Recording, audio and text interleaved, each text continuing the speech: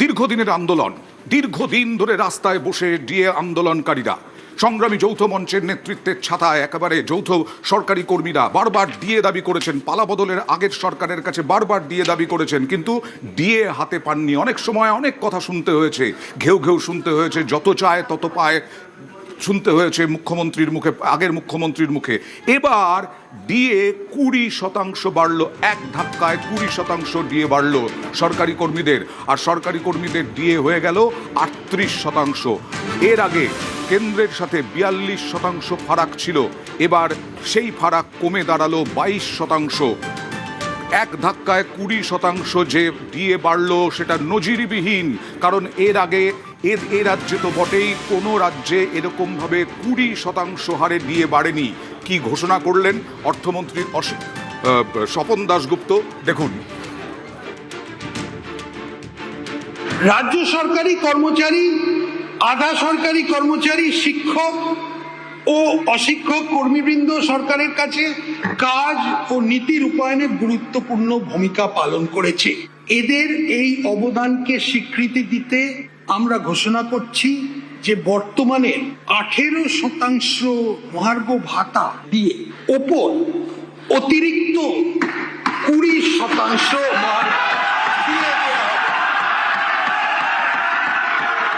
অর্থাৎ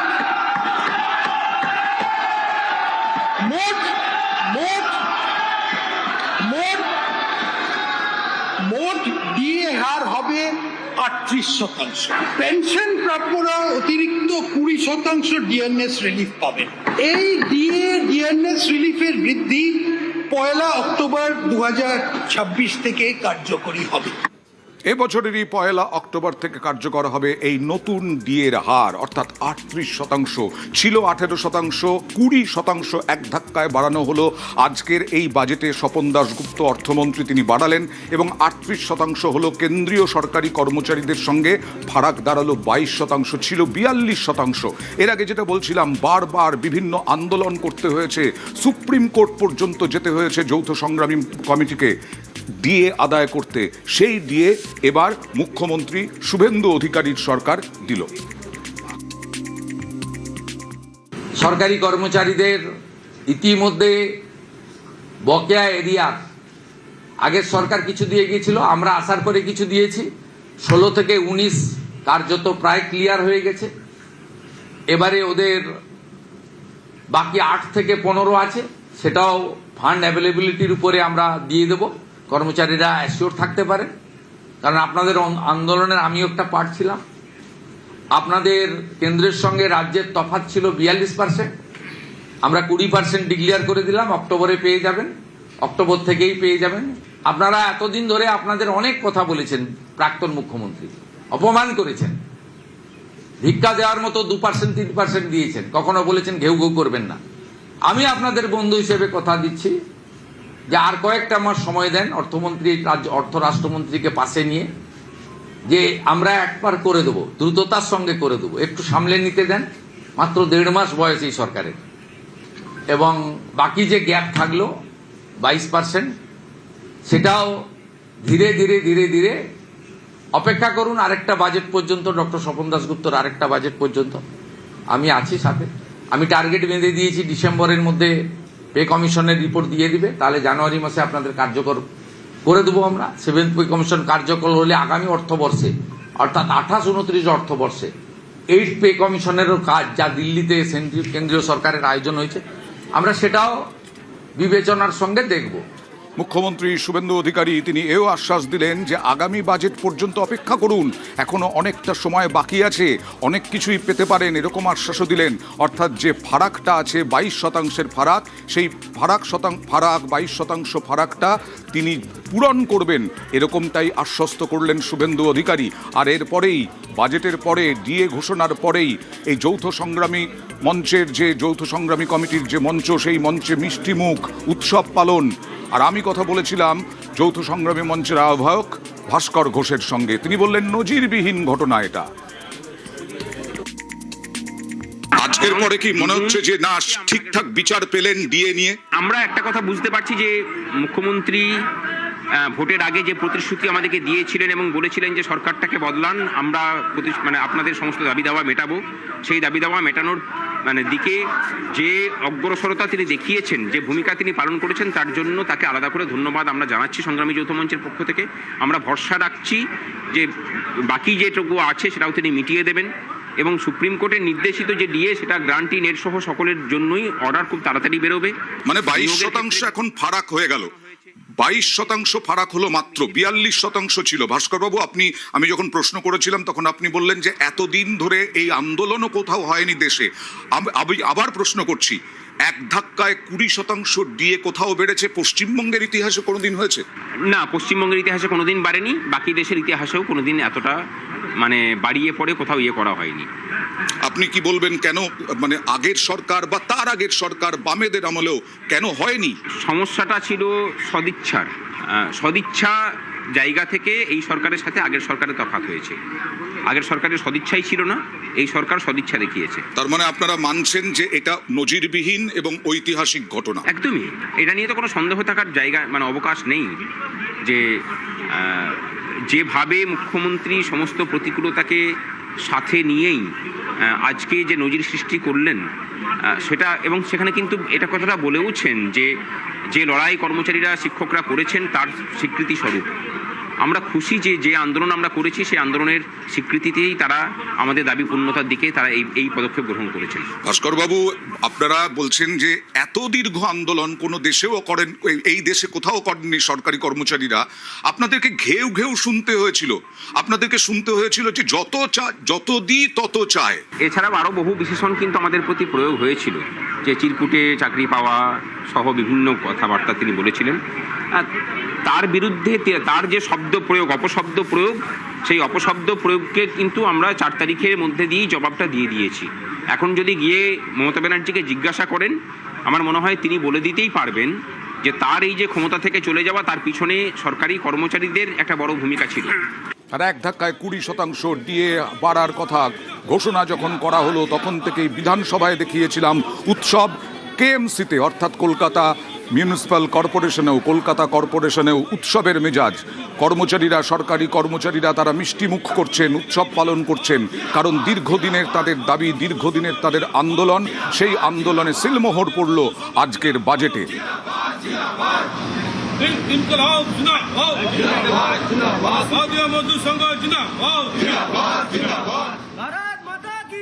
আমাদের ঐতিহাসিক দিন, আমাদের দীর্ঘদিনের লড়াই ছিল, তো যেটা আমরা আশা করিনি দাদা ওটা পূরণ করেছেন। আমরা কোনদিন আশা করিনি যে 20% হঠাৎ করে আমরা ডিএ পাওয়া যাবে। তো দীর্ঘদিন যে আন্দোলন আমরা করেছিলাম সম্মানভাবে যেটা আমরা পেয়ে গেলাম, তো সামনে যে সরকার ছিলেন ওরা তো আমাদের কুকুর সাজিয়ে দিয়েছিলেন, ভেবে বলে করেছিলেন। এটা তো আমাদের কিছু করতেই হয়নি, না কোনো আমার আন্দোলন গিয়ে আমরা 20% কিন্তু অলরেডি পেয়ে গেছি। আর থেকে বড় কথা কিছু নয়, 20% কিন্তু ছোট কথা নয়, বহুত বড় কথা এটা। ওনাকে ধন্যবাদ আমরা জানাচ্ছি। এই সুবাদিতে খুশি হই আমাদের ধন্যবাদ দেওয়ার জন্য দাদাকে একটা আমরা সম্বোধনা দিচ্ছি।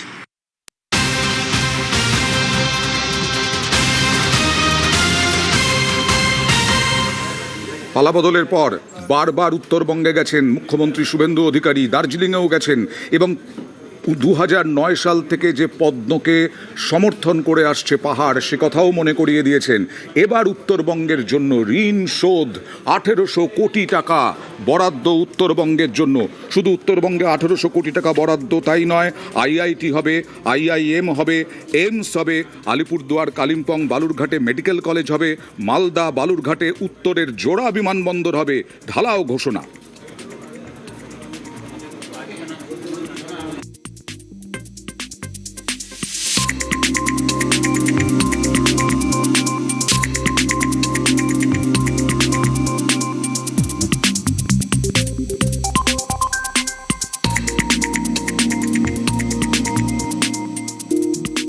বাংলার শিক্ষার দিক থেকে একটি উৎকৃষ্ট কেন্দ্র পরিণত করার জন্য একটি কৌশলগত রূপরেখা তৈরি করা হচ্ছে। এর জন্য কেন্দ্রীয় সাহায্য পুষ্ট পিএমসি প্রকল্পটি বাস্তবায়িত করা হবে, যার মাধ্যমে নির্বাচিত বিদ্যালয়গুলি গুণমান পরিকাঠামোর উন্নয়ন ও প্রযুক্তি নির্ভর শিক্ষার মাধ্যমে মডেল প্রতিষ্ঠান পরিণত করা হয়। এই উদ্দেশ্যে আমি 2100 কোটি টাকা বরাদ্দ করার প্রস্তাব রাখছি। বিশ্বমানের কারিগরি ও ম্যানেজমেন্ট প্রশিক্ষণের উদ্দেশ্যে ভারত সরকারের সহায়তা উত্তরবঙ্গে একটি আইআইটি এবং একটি আইআইএম স্থাপন করা হবে। হাতে কলমে শিক্ষার দ্বারা সৃজনশীলতা এবং বৈজ্ঞানিক চিন্তাকে উৎসাহ দেওয়ার জন্য 200 কোটি টাকার প্রস্তাবিত বাজেট বরাদ্দ করে মোট 1000টি স্কুলে অটল টিঙ্কারিং ল্যাব স্থাপন করা হবে। আমি সংস্কৃত কলেজ ও বিশ্ববিদ্যালয় উন্নয়ন এবং সংস্কৃত ভাষা প্রসারের জন্য 50 কোটি টাকা বরাদ্দের প্রস্তাব করছি। রাজ্য সরকার এই রাজ্যে নবোদয় বিদ্যালয় স্থাপনের জন্য জমি দেবে। প্রাথমিকভাবে দক্ষিণ 24 পরগনা, মালদা, ঝাড়গ্রাম এবং পূর্ব বর্ধমান 4টি জায়গা চিহ্নিত করা হয়েছে। একইভাবে ঝাড়গ্রাম ও বাঁকুড়াতে 2টি কেন্দ্রীয় বিদ্যালয় স্থাপনের জন্য জমি চিহ্নিত করা হয়েছে। আর কেন্দ্রীয় শিক্ষা প্রতিমন্ত্রী সুকান্ত মজুমদার, রাজ্যের পর্যটন মন্ত্রী শঙ্কর ঘোষ দুজনেই উত্তরবঙ্গে বাজেটের ঋণ শোধ কি বললেন তারা দেখুন। এই বাজেট আমি বলবো যে উত্তরবঙ্গের মানুষের কাছে চাঁদের পাহাড়। এই বাজেট উত্তরবঙ্গের মানুষের কাছে সব পাওয়ার আসরে পরিণত হয়েছে। স্বাস্থ্য, শিক্ষা, পর্যটন থেকে কর্মসংস্থান, বিভিন্ন বিষয় উত্তরবঙ্গ এবং আমি যে ক্ষেত্র থেকে নির্বাচিত প্রতিনিধি সেই শিলিগুড়ি, তার নাম বারংবার উচ্চারিত হয়েছে। এর আগে উত্তরবঙ্গের মানুষ হাপ ইত্তেশ করে বসে থাকতেন যে কোথায় উত্তরবঙ্গের নাম বাজেট বইতে দেখা যাবে। বাজেট বরাদ্দের তালিকায় উত্তরবঙ্গের ন্যূনতম প্রাপ্তি এবং তারপরে তার মাত্র 30-40% খরচা হবার যে ইতিহাস, সেই ইতিহাসকে মুছে দিয়ে উত্তরবঙ্গকে যেভাবে অগ্রাধিকার দেওয়া হয়েছে, সব পেয়েছি আসরে উত্তরবঙ্গের একজন মানুষ হিসাবে আমি মাননীয় মুখ্যমন্ত্রীকে ধন্যবাদ জানাচ্ছি, কৃতজ্ঞতা জানাচ্ছি। উত্তরবঙ্গ যেভাবে লাগাতার দুহাত তুলে ভারতীয় জনতা পার্টিকে সমর্থন করে এসেছে, স্বাভাবিকভাবে আমাদের সরকারও উত্তরবঙ্গকে সেইভাবে ভরিয়ে দেওয়ার কাজ শুরু করেছে এবং এটাই প্রমাণ করে যে বিজেপি অন্যান্য রাজনৈতিক দলের থেকে আলাদা।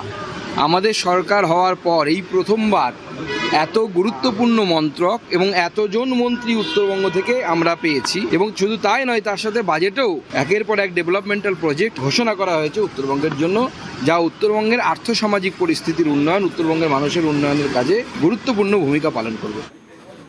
এবার সরকারি হাসপাতালগুলোতে খাবারের মানোন্নয়নে বাজেটে বরাদ্দ 3 বেলা খাবার রোগীদের জন্য, সেই খাবারে 56 টাকা বরাদ্দ ছিল, এবার হলো 110 টাকা। 56 টাকায় 3 বেলা খাবার দেওয়া হতো হসপিটালে।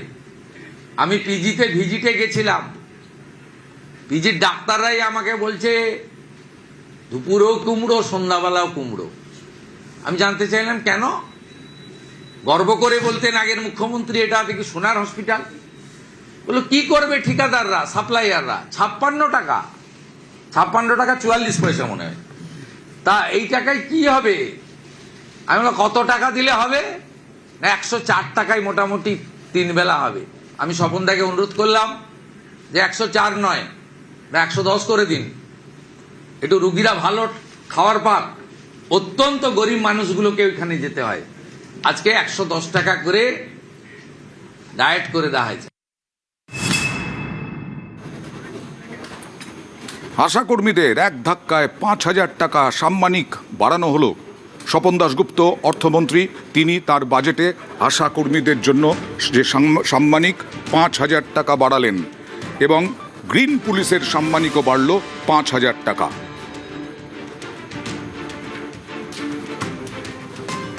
আশা কর্মীরা প্রাথমিক স্তরে স্বাস্থ্য পরিষেবাকে মানুষের দরজায় পৌঁছে দিতে সাহায্য করেছেন। এই সকল কর্মচারীদের গুরুত্বপূর্ণ পরিষেবাকে স্বীকৃতি দিতে আমি তাদের মাসিক সাম্মানিক 5000 টাকা দেব। আর এই ঘোষণায় আশা কর্মীরা বিভিন্ন জায়গায় তারা উৎসব পালন করলেন। তারা যথেষ্ট খুশি, মিষ্টি মুখ। কোথাও কোথাও আশা কর্মীদের 5000 টাকা বাড়ল সাম্মানিক।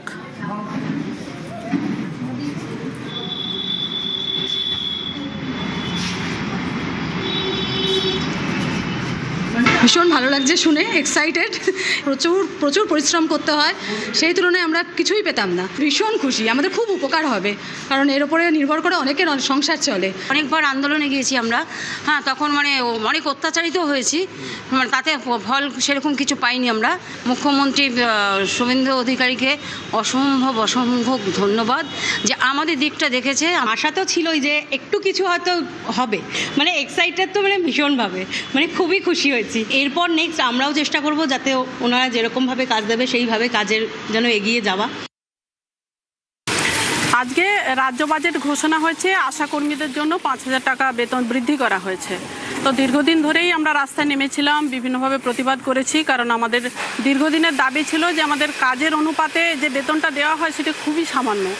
তো তাই জন্য আমরা এই বেতন বৃদ্ধির জন্য বারবার দাবি জানিয়েছি, ডেপুটেশন দিয়েছি। আজকেই বেতন বৃদ্ধির খবর পেয়ে আমরা খুবই আনন্দিত। মিষ্টিমুখ করলাম, কারণ আমাদের রাজ্য বাজেটে ঘোষণা হয়েছে আজকে যে আমাদের 5,000 টাকা বেড়েছে।